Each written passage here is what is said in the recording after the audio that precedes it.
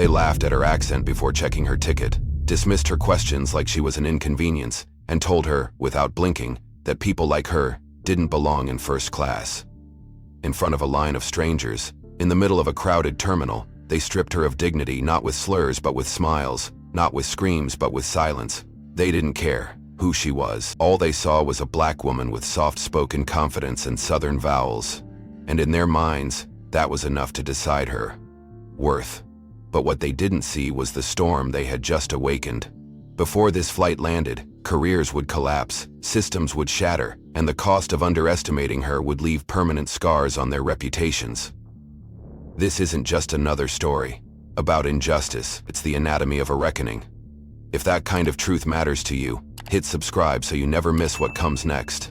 Drop a comment with where you're watching from, and tell us, how would you have responded if you were in her shoes? Vanessa Ellis stood quietly at Terminal 4 of JFK International, her fingers wrapped around the handle of a deep brown leather carry-on. The pre-dawn airport light bled cold and silver through the glass facade behind her, outlining her figure in a subtle glow. Dressed in a navy wrap coat and soft cream scarf, she looked composed. She had flown in from Brazil the night before and had just 90 minutes to catch the connection to San Francisco. Every detail was in order. She had triple-checked the ticket confirmation at 2:00. I am her. Seat 2A, first class, non-stop, direct. Done. When she reached the check-in desk, there was a moment, short but telling, where the woman behind the counter took one look at her and adjusted her tone. Her name tag said, Tanya.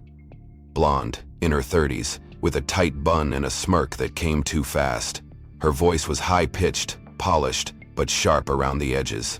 As Vanessa greeted her with a soft hello, the response came with a chuckle. Not a kind one. Tanya tilted her head, the corners of her mouth twitching in mild amusement. That's quite an accent you've got, she said, more to the screen than to Vanessa. Where exactly are you flying to again? Vanessa offered a calm smile. San Francisco. She passed over her ID and boarding pass. Tanya typed, paused, gang. A brow arched. Huh, well, that's odd. She tilted the screen just slightly away from view. Looks like there's been a change. You're in seat 34C now. That's economy. Vanessa didn't move. I booked 2A, Tanya shrugged, lips still curled in mock sweetness. Systems sometimes correct mistakes. Maybe there was a flag. A pause. Tanya tapped again. Her voice dropped lower. Are you sure you bought a first-class ticket? The question landed like a slap, wrapped in courtesy, delivered with a condescending smile. Vanessa didn't respond immediately. The terminal around her had grown louder, but her mind filtered it all out. Just Tanya's voice remained. Still smiling, still tapping, still stalking. Tanya's tone lightened again. We just don't want any confusion on board. You'd be more comfortable in the main cabin anyway. Less pressure. She said it casually, as if she were offering kindness. Behind her, another agent began boarding a white man in flip-flops and cargo shorts. His ticket half folded, half crushed in one hand. Tanya turned to greet him, her tone suddenly full of cheer. Welcome, Mr. Drayton. First class, right this way. No double check. No question. Vanessa cleared her throat.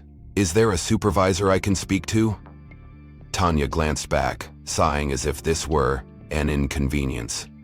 She made a show of radioing someone. The minutes dragged. The line behind Vanessa grew longer. She could hear a man mutter about people holding up the process. A woman huffed then walked the safe's check-in. Vanessa stood there, holding her printed confirmation, her phone open to the email. No one asked to see it. A new attendant, Grant, according to his badge, finally approached, clipboard in hand. He didn't look at Vanessa when he spoke. It's a system override. There's no error. Your name's been reassigned to a different seat. We don't have authority to change it. You'll have to take 34. She watched a mother chase her toddler toward the Hudson newsstand. A group of executives huddled around laptops near the charging station, and a young couple trying to lift a heavy suitcase into the overhead bin near the boarding lane. The mundane bustle of travel life was unchanged, but something in Vanessa had shifted. Not rage, not yet, but clarity. She had been dismissed, subtly displaced, reduced from a name on a manifest to a problem to be relocated. And now as she quietly observed the world moving on without pause, the edges of that moment etched deeper into her memory.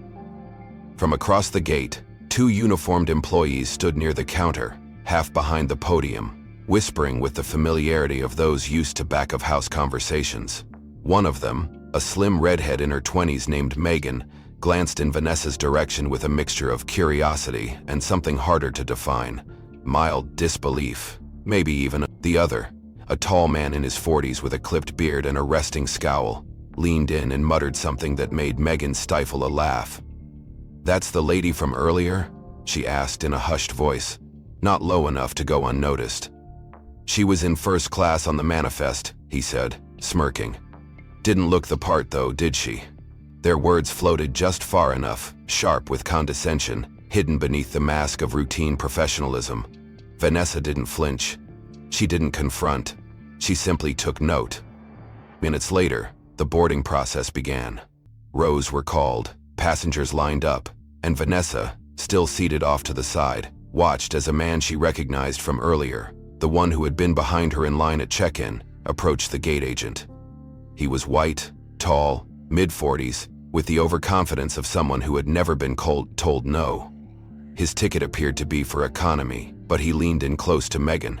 She responded with a quick laugh, barely glanced at his boarding pass, then typed something fast. "Let me see what I can do," she said, and within moments he was handed a new slip and directed to board with Group 1. Vanessa's eyes followed him as he walked confidently through the gate and disappeared down the jet bridge. Minutes later, she checked her own app. C2A, once hers, was now occupied. She stood up slowly, walking toward a glass partition to take in the full view of the aircraft being loaded. A wave of jet fuel swept in through a cracked sliding door, mingling with the sharp scent of burnt espresso from the terminal cafe. Her mind remained still but calculating. A pattern had emerged. This wasn't one mistake, it was a system. One that smiled while rearranging lives beneath its surface. At that very moment, a mother carrying an infant struggled with a stroller near the gate. Megan, now returning from the jet bridge, hurried to help, full of warmth and cheer. The contrast stung like a slap. Kindness, it seemed, was discretionary. As Vanessa turned to return to her seat, she caught her reflection in the terminal glass. Nothing in her image was out of place. Coat clean, posture upright, eyes steady. Yet she understood the truth now more clearly than ever. Her displacement had nothing to do with policy or error. It had everything to do with perception. Somewhere, between her voice and her skin, someone had decided she didn't belong in seat 2A, and that decision had rippled outward, infecting protocols, permissions, and people like a quiet contagion. The worst part was how seamless it all felt. No shouting, no incident, just casual disempowerment wrapped in corporate politeness. A supervisor in a navy vest approached her with a practiced smile, the kind reserved for passengers deemed problematic. His name badge read, Ron, and his voice was coated in the kind of calm that masked hostility. "Ma'am, I understand you've had some difficulty with your boarding," he began, keeping his voice level, "but we ask that you please refrain from disrupting staff or passengers further." This sentence dropped like a weight between them. Vanessa blinked slowly. "I've done nothing of the sort," she replied evenly. "I simply asked why I was moved from a confirmed seat." Ron nodded, as if he were listening, but his eyes kept flicking sideways, toward a security desk near the far wall, where two airport officers were already watching her. Their uniforms were clean, their postures rigid. One of them had begun walking over. "We're going to ask you to step away from the boarding area for now," Ron added, gesturing subtly toward the open lounge space, "just to keep the area clear." As the officer approached, Vanessa felt her pulse steady, not because she was calm, but because she understood the script now. This was how it worked. This was how power flipped the narrative. First they removed her from a seat, then they redefined her presence as a disruption, all without raising their voice, all without using a single overt slur. She rose slowly from her chair and nodded. "I'll wait in the lounge," she said, "that I expect a written explanation for this change. I'll also be requesting footage of my interaction with staff." Ron's face tightened for a second before he recovered the smile. "Of course," he said, though his eyes revealed something colder. As Vanessa walked toward the lounge seating, she felt eyes trailing her. Her phone was out, slightly tilted. As Vanessa passed, she noticed the subtle upward angle of the camera and the faint click of the shutter. By the 3 minutes, sat down in a corner of the lounge. She had already begun reviewing her corporate cloud drive. Her instincts weren't just warning her anymore, they were flashing red. She opened her email and saw 3 new alerts from her legal assistant back in Los Angeles. Subject line: inbound media requests. She narrowed her eyes, tapped open the notifications, and saw attached screenshots. One of them was unmistakably her. Taken from a distance in the terminal, cropped and posted inside a private group labeled Elite Crew Lounge. The caption beneath it read, "This one's about to pop off. Claims she had C2A. Sure, Jan." A few laughing emojis, a few likes, and a thread of comments below it, none of them kind. She read each word carefully, not because they surprised her, but because they confirmed something she had always known. People didn't need open cruelty to dismiss you. All they needed was a shared understanding that you didn't belong, and a system willing to nod along. Vanessa didn't respond. She didn't report. She simply filed it. She took screenshots. She archived timestamps. She logged the names. She called no attention to herself as the crowd around her grew louder with the final boarding announcements. The man who had taken her seat was already aboard. So were the others who had smiled, chuckled, or ignored her discomfort. The officer, who had approached her earlier, lingered near the entrance to the lounge, arms folded across his chest, his gaze scanning the room every few seconds. Ron was nowhere in sight. Megan was still behind the desk pretending to scroll, likely checking whether her post had received new reactions. Vanessa's phone buzzed again. Another message. This one from her executive coordinator, 4 time zones away.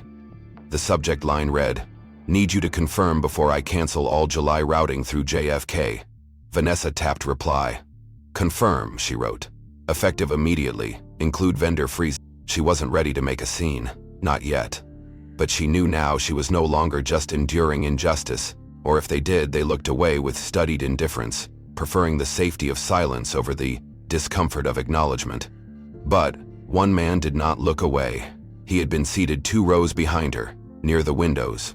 Early 40s, South Asian descent, dressed in a business casual blazer with headphones around his neck.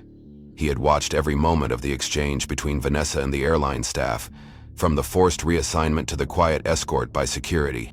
As the final boarding call echoed through the terminal, he stood and approached the counter with slow, deliberate steps. "Excuse me," he said, placing his boarding pass on the desk where Megan still stood. "I need to ask why this woman was removed from first class." Megan blinked, surprised. Her smile returned like reflex. "Sir, I'm not at liberty to discuss other passengers." The man didn't move. "You made it public when you reassigned her in the middle of the terminal. You humiliated her. I think I'm entitled to ask what rule was broken." At that moment, a uniformed supervisor emerged from the back, same navy vest as Ron, but with sharper eyes. "Sir, I need you to return to your seat," he said flatly. "This has nothing to do with you." The man folded his arms. "I'm making it about me. Because it's wrong." Supervisor stepped closer, voice lowering but still audible. "If you continue to read from..." Vanessa watched the entire exchange unfold from her seat, her expression unchanged. She had seen this before, too, the consequences of speaking up. The man hesitated for a beat, then turned and walked away. Not because he was afraid, but because he knew when power refused to listen, resistance became strategy. As he passed Vanessa, he nodded once, wordless solidarity flashing between them. She nodded back. It was all either of them could do for now. Inside the jet bridge, a young flight attendant named Chelsea adjusted her collar and peeked toward the lounge as passengers filed in. She had seen the reassignment order earlier. She had overheard the conversations between Megan and the other crew. Something about it didn't sit right. Vanessa didn't look like someone who caused trouble. She looked like someone who belonged. "I think we should have handled that differently," she said quietly. "That woman didn't do anything wrong."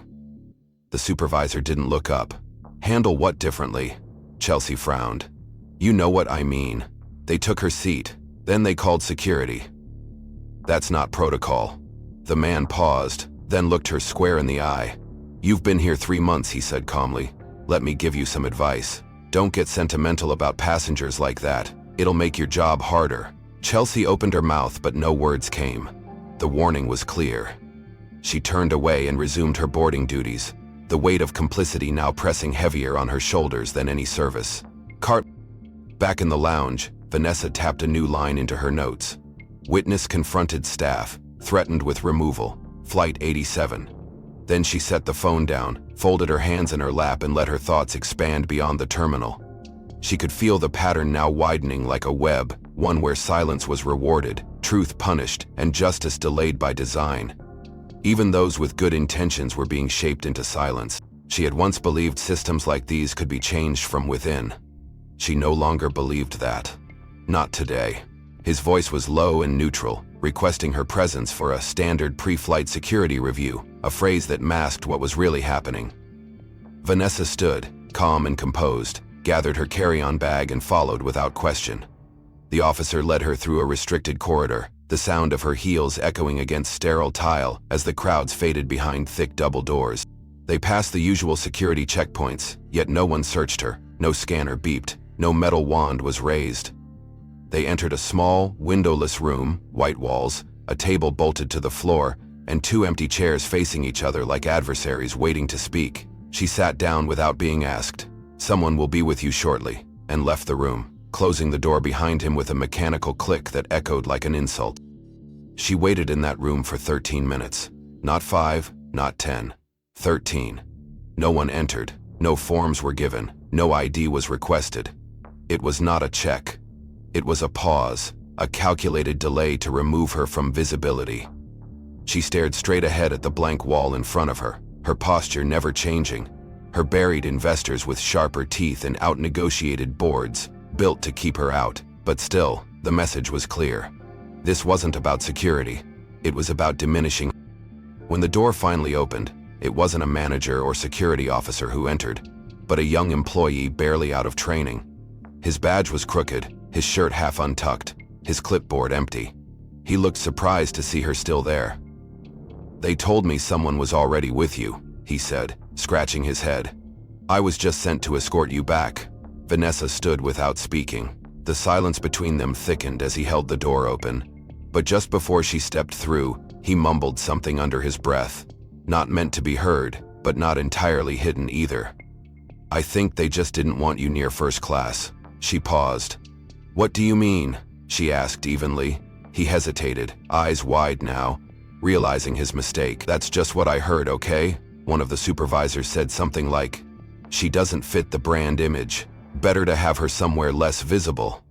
I didn't agree, I swear. She didn't reply. She didn't need to. They walked back through the terminal in silence. Vanessa noticed the subtle shift in tone as they returned. The same passengers who had watched her earlier now pretended she didn't exist. Megan avoided eye contact. The man who had taken her seat was already on board, laughing with a flight attendant near the galley. The gate agent announced that the final call for boarding had passed. Vanessa's name was never spoken again. She had been erased from the manifest of consideration, from the expectations of decency. And that, more than anything else, revealed the system's true genius. It didn't need to scream to strip you of dignity. It only needed silence and complicity and time. Vanessa walked past the gate without boarding. She didn't ask questions. She didn't cause a scene. She simply exited the concourse, took the escalator to the arrivals level, and sat on a bench just beyond the baggage claim belts. From her coat pocket, she retrieved her phone and opened a protected messaging app. Her fingers moved with precision. "Initiate Phase 2, she typed. "Do not announce. Just redirect routing and suspended vendor account 7642 through JFK indefinitely. Notify legal." Then she set the phone down, crossed one leg over the other, and looked around the space as if seeing it for the last time. In a way, she was. When Karen saw her approach again, her expression twisted into something brittle and uneasy, a mixture of disdain, laced with confusion. "You're not on the boarding list anymore," Karen muttered, tapping the screen too quickly, her tone sharp and brittle. Venison placed her physical ticket on the desk without speaking, the printed confirmation showing not only the seat assignment, but the added services, priority boarding, lounge access, and checked luggage marked with an expedited tag. Karen barely glanced at the printout before reaching for it with exaggerated force, yanking the paper from the counter and pretending to examine it. Her next move wasn't spoken. It was demonstrated. She rolled her eyes, slapped the printed boarding pass back on the surface with enough force to make it bounce, and said, loud enough for those nearby to hear, "I don't care how much you paid. You don't belong in first class with that accent." The pause that followed wasn't silence. It was shock. The passengers in the queue looked up, uncertain if they had heard correctly, but Karen didn't stop. "There's a certain standard in that cabin," she added coldly, "and no offense, but you don't exactly match it." Vanessa didn't blink. She didn't respond. She took the wrinkled ticket from the desk, unfolded it slowly, and placed it back into her coat pocket. Behind the counter, another staff member whispered something to Kanan, perhaps a warning, perhaps an agreement, but it didn't matter. The humiliation had already been delivered with surgical precision. Vanessa moved toward the bag drop station to collect her checked luggage. A digital monitor indicated her suitcase had already been processed through the system. She asked to confirm that it had been loaded into the designated first-class hold, where priority-tagged bags were kept under tighter temperature and timing standards. The attendant at the counter, a young man named Bryce, tapped nervously at his tablet, frowned, and then called over a supervisor. "It says here your bag was reclassified," he said hesitantly. "It's been routed through standard cargo. You'll have to retrieve it with general baggage at arrival." Vanessa raised an eyebrow. "I paid for elevated handling," she said. "That's in the contract." Bryce stammered, then gestured helplessly to the screen. "It's been overridden manually. I don't have access to restore it." Vanessa stood still for a moment and then nodded once. No argument, no emotion, just silent recognition that every layer of this journey had been touched, altered, and twisted by the same slow poison. She walked away from the counter, each step deliberate, and sat near gate 17A now, far from her original gate, and surrounded by travelers with no clue who she was. As she sat down, she opened her phone, accessed the cloud folder labeled Incident ATL ES23, and added a new entry. Entry point 75, which by 4 passengers. Entry point 43. Priority luggage rerouted despite payment and confirmed service tag. Entry. Only whatever was in it. With no incentive, once they'd been under second editing. No list was no longer a log. It was a case file. And it grew with every petty act, every coded insult, every system override made by someone who thought they could define value by voice or skin or zip code. In the final hour before takeoff, Vanessa received an alert that her bag had been loaded, last onto the rear hold, beneath pet carriers and unpressurized crates. The image from the internal tracking camera showed the bright red VIP tag hanging loosely from zipper ignored. She closed the image, powered off her phone, and sat still.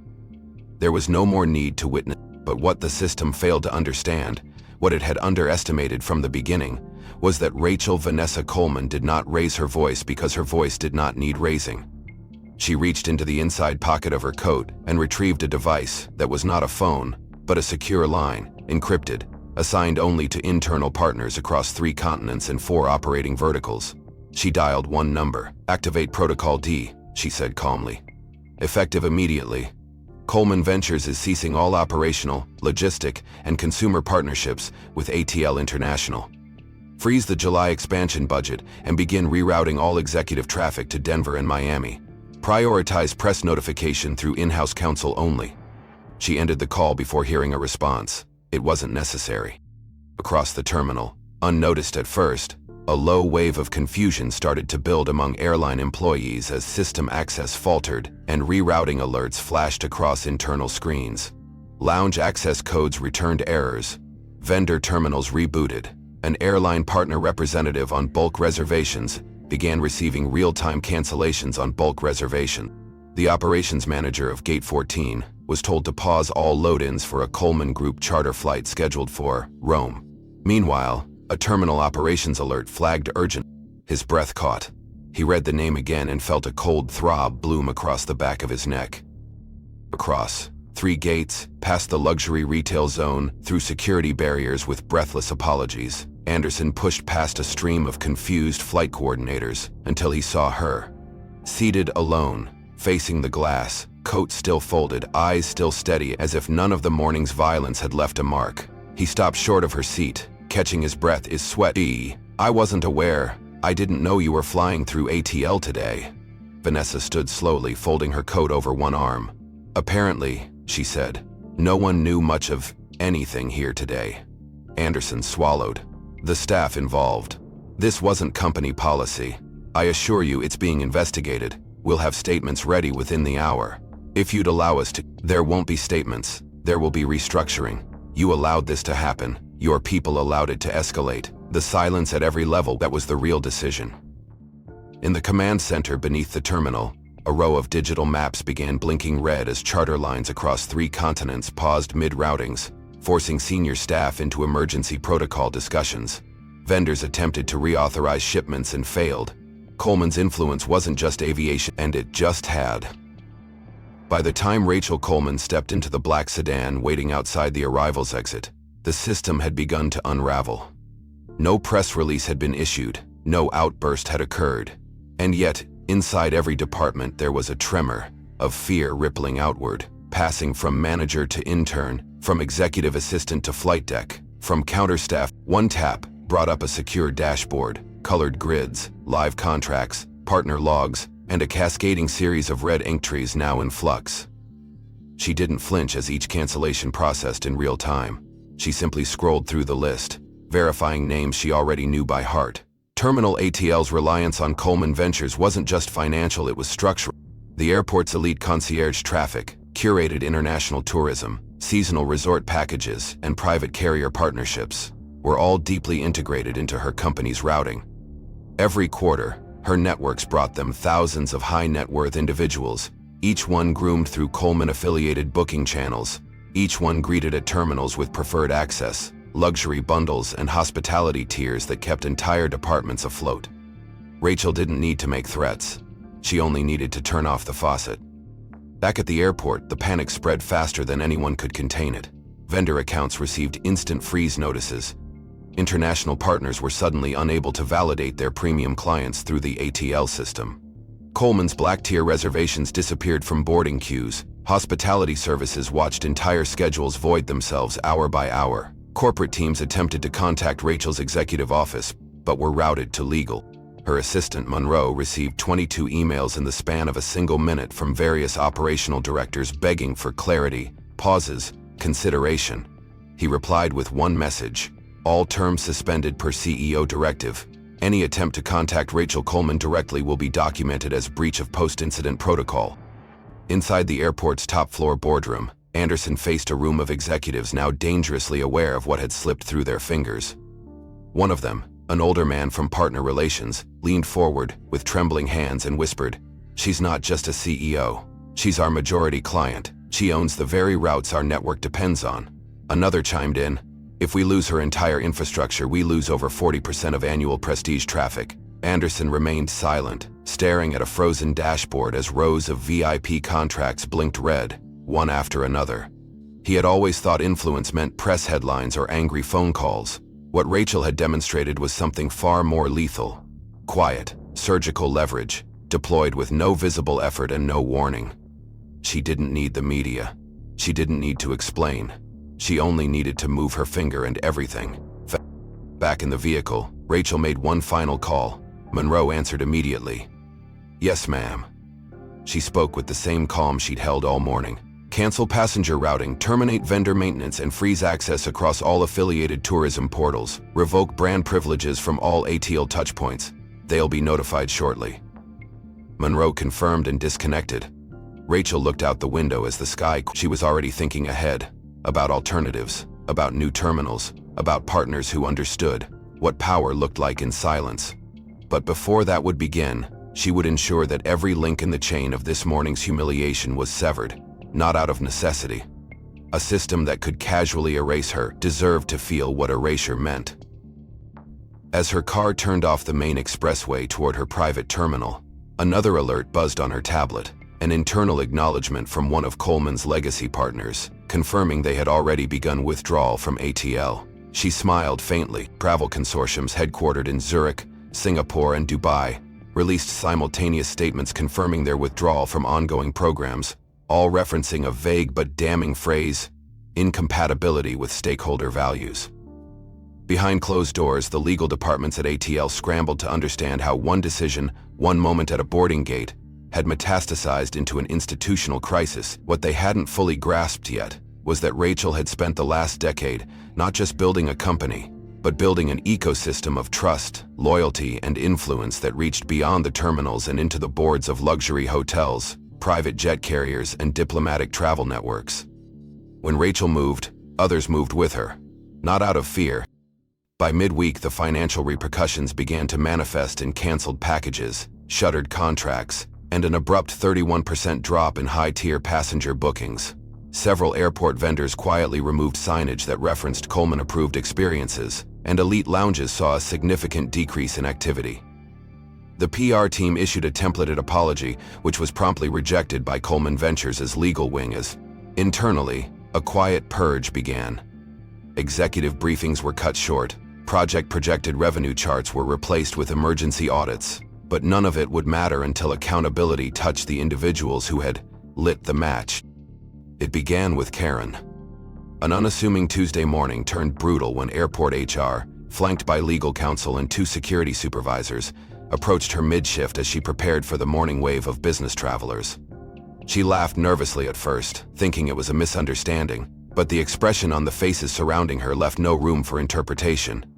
"You're being terminated effective immediately," said the lead representative. "Your actions on June 8th violated professional conduct codes, caused material damage to contracted relationships, and compromised the integrity of our brand." Karen stammered. "I didn't know who she was. I didn't mean..." But her excuses evaporated in the sterile air as a uniformed officer gently motioned her toward the employee exit. Passengers nearby turned to watch as Karen, once so smug behind the desk, was walked out carrying a small, clear pouch of personal effects and the stunned look of someone who'd finally realized consequences weren't theoretical. Ron, the supervisor who had stood idle while discrimination unfolded, met a similar fate hours later. His dismissal was handled in a back office, but word spread fast. Staff whispered about the official memo, which mentioned willful neglect of protocol, repeated failure to de-escalate conflict, and complicity in reputational harm. By the end of the day, 2 others in his chain of command were reassigned pending review. Megan, the red-headed agent who had posted the mocking photo of Rachel, had already been suspended without pay for violating digital privacy laws. Her post had been deleted, but screenshots had circulated internally and then externally. Passengers took notice. So did the press. Anonymous tips reached national outlets, some from employees, others from bystanders who had filmed the early stages of the incident. Rachel's name was never mentioned publicly. Her company never released a statement. But the story wrote itself. An unidentified woman of color mistreated, humiliated, and hidden by a system now hemorrhaging alliances and revenue. News segments ran soft focus footage of security walking Karen out. Commentators speculated about the unseen force behind the chain reaction. Every time a reporter tried to contact Coleman Ventures for comment, they were met with silence. That silence became part of the story's gravity. In staff meetings, airport directors spoke in clipped tones. "This was a miscalculation," one admitted. "We allowed a local decision to become a global problem." Another nodded. "She was the one client we couldn't afford to misread." Executives who had never heard Karen's name before now reviewed every second of security footage tied to her shift. Each time her voice rose, each time her face twisted with mockery, each time she allowed bias to become policy. And now, in the wake of her departure, others began wondering how many more Karens sat behind those desks, unchecked, quiet until provoked. Rachel never returned to the scene, never spoke publicly, never published a statement or granted an interview. But her silence had been louder than any press release, and the system, wounded and wiser, had been forced to listen. Among those left in the aftermath was Megan, the red-headed gate agent who had once snapped a photo for laughs and posted it with the smug certainty of someone who believed she'd never be held accountable. Her suspension became termination when the investigation expanded and uncovered prior complaints, unfiled, but remembered. She vanished from the airport scene without noise, and for months, no one heard her name again. Then, one morning, in the inbox of a small nonprofit organization headquartered in Atlanta's South End, a new application arrived. The organization was called Compass Forward, founded by Rachel Coleman under a different name, focused on teaching youth leadership, workplace equity, and restorative justice. The applicant expressed interest in volunteer work. Her name was Megan Hayes. Her message was brief.